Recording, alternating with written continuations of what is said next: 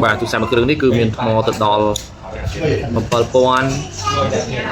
bầm bờ pon 550 mAh បាទកម្លាំងម៉ាស៊ីនគឺ Snapdragon 8S Gen 4 Redmi Turbo 4 Pro បាទកម្លាំងម៉ាស៊ីនជាមួយថ្មឆ្នាំងសាក90 W RAM 12 memory 256G